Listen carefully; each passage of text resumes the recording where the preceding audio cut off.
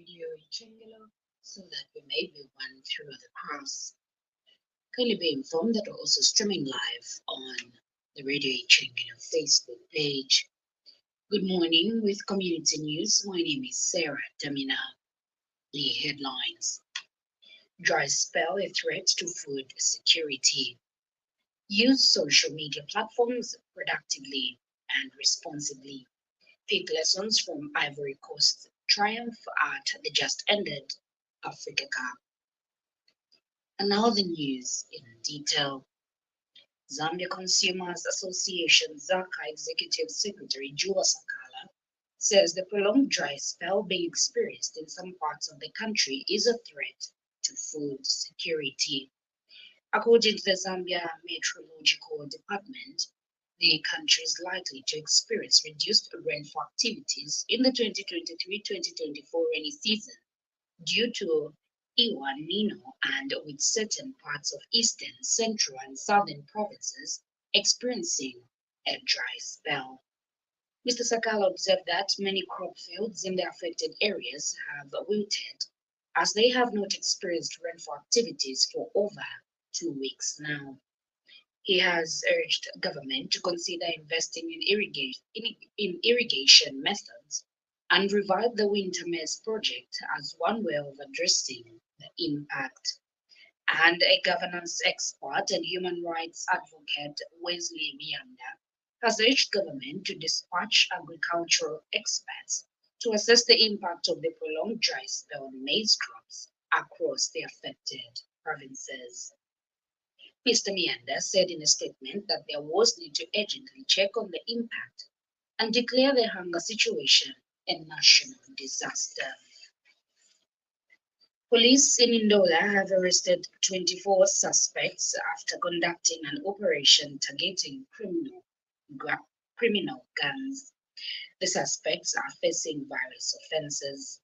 Among the 24 suspects arrested, 17 were members of a criminal gang calling itself Team Mafia, who were picked from Kabushi and Masala townships. Police in Indola's Masala township have arrested 24 suspects involved in criminal gangs.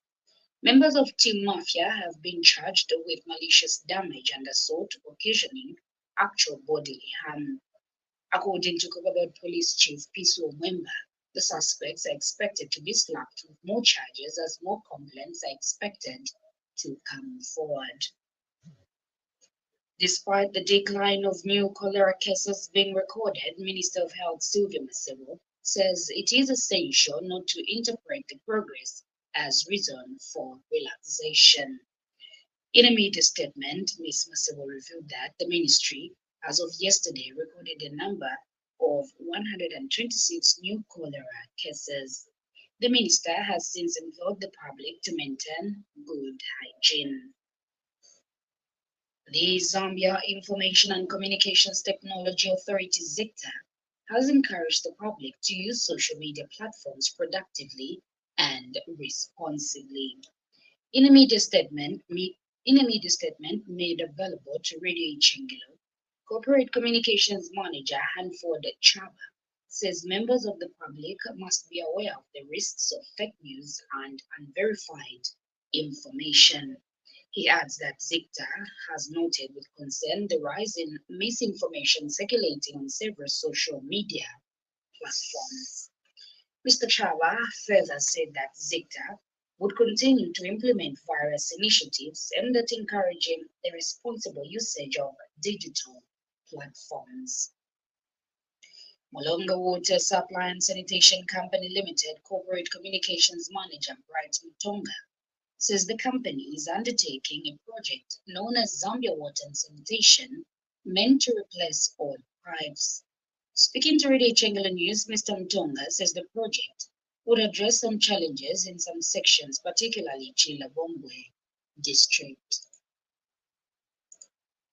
It's an indirect apology to the people of Zambia and the government of the Republic of Zambia from Transparency International for releasing a misleading statement that Wanga Water Supply and Sanitation Company working on a project called the Zambia Water and Sanitation Project to replace some sections of main line as well as showing the main water line. This is aimed at on renewing some part of infrastructure so that we can tackle the issues of water challenges in some sections. In Labubu particularly, we are doing nine reasonable at Tokyo. And we are also doing a main line which will go to Kamenzari so that we can deal with the issues of the water supply. We have a challenge, a hotspot in Kamenzari, an area which is not yet connected, but people have already moved there. So that's where we are doing the project. Community news comes to you in the community service of Radio Chingalo with compliments of Natsem Bank. The Zambia Football Fans Association, ZAFA, says Chipolo Polo players and coaches must pick lessons from Ivory Coast triumph at the just ended Africa Cup on home soil. ZAFA General Secretary Chawezi Katwizi said Zambia should learn to persevere like Ivory Coast did after losing 2 consecutive games in the group stage. Katwizi added that Zambian fans should also learn to support their team even in bad times, like the Ivorians. He has told Radio Chenglo Sports that Zambia has a young team that has the potential to improve.